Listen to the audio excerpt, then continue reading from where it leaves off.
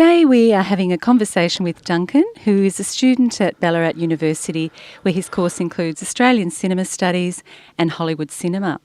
Welcome to The Pulse, Duncan. How are you? Good, thanks, Julie. How are you? Oh, I'm very good, thank you. Now, our theme today is Australian cinema, and apparently we have a lot to be proud of. Australian cinema produced the first full-length motion picture. Now, Duncan, can you tell me more about this first Australian full-length movie? It was released in 1906 and it was called The Story of the Kelly Gang. And it was just the narrative of Ned Kelly and his life. And it's important because generally film historians recognise it as the first full-length feature film. Films were being produced in the late 1800s, but they were only sort of short films or newsreels. And this was the first narrative to last over 1 hour. Oh, okay. So it's significant for that. Right. That, yeah. And who would have come a close second? Are you aware who else in the world was doing this sort of thing at the time? I think there was an American production released a few years after called The Great Train Robbery. Mm-hmm. So it's really quite something special that we've done in It is. history. It's still a contentious issue. Like it's not fully recognised, but most people contend that that's the first full-length feature film. And what else can you tell me about the Australian movie industry at this time? Because this was the silent era, wasn't it? Yeah, that's right. It was the silent era, and Australia was pretty important in this era. It was probably Australia, France, America. They were probably the dominant countries in the film industry during the silent era, and many historians sort of pick that as the pinnacle of Australian film industry during the silent era. And there was a big Australian production, a big film produced towards the end of the silent era. I can't remember the name, but it was released and it flopped because that was the day after The Jazz Singer was released, and that was the first talkie, the first film with sound. But yeah, that was sort of the end of Australia's reign. Do you give our listeners a general idea, Duncan, of the Australian movie industry through the war years, and even touching on the 1950s and 60s? There weren't that many productions released during the war years. As you could expect, a lot of the government funding was diverted to the war effort. Mostly cinemas were showing newsreels and sort of propaganda pieces, sort of nationalist kind of footage to rally the troops or rally the people to buy war bonds and things like that. There weren't many productions being made. The Asian Films company sort of disbanded because the film industry was sort of taken over by the French and the Americans, and Hollywood obviously flourished during those years. No one really knows exactly why the Australian industry sort of collapsed after the war, but some historians maybe say lack of ambition, lack of confidence. People weren't thinking that government money should be spent for the movies, and Australia was just producing kind of news footage and other things, short films, rather than full-length productions. Although one notable film was Jeddah, which was released in the mid-50s, and that was the first colour film. And it was also important because it sort of looked at the relationship between Indigenous Australians and white Australians or colonial or pride kind of films. Although there were a lot of filmmakers coming in from other countries to make films about Australians, and one notable one was a Canadian production called Wake in Fright. I think we all know that one. Shoot at the time. Interesting.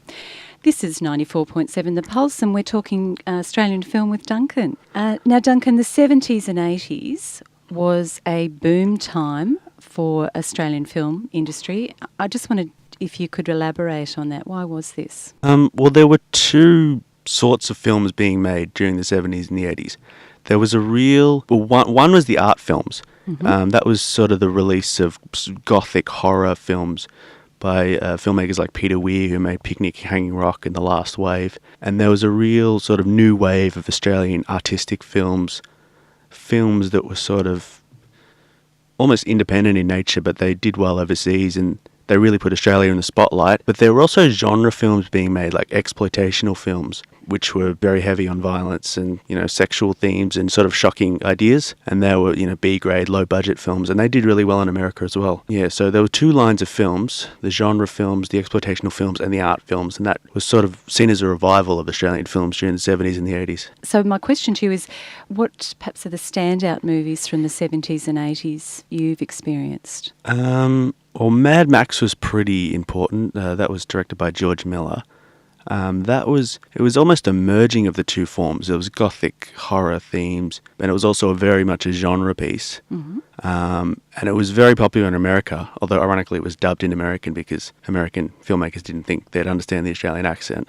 Are we that different? Yeah, well, go figure. But yeah, that was pretty important. That shone a lot of, that sort of put the spotlight on the Australian cinema, and it was a very good film. So, Duncan, what would your favourite top 2 or 3 Australian movies be in any period of time, and why? Well, Mad Max, as I said, that was probably my favourite of the sort of revival period, and a great sort of genre piece. Another favourite, there was a film in the early 90s called Romper Stomper, and that was like about neo-Nazis in Melbourne, and that starred a young Russell Crowe. That was pretty good. And some of the latest movies, comedies, like Australians been making some great comedies. I thought Kenny was really funny. Loved Kenny. Yeah, and The Castle was another great one. We seem to have a presence at the Oscars and other international film awards.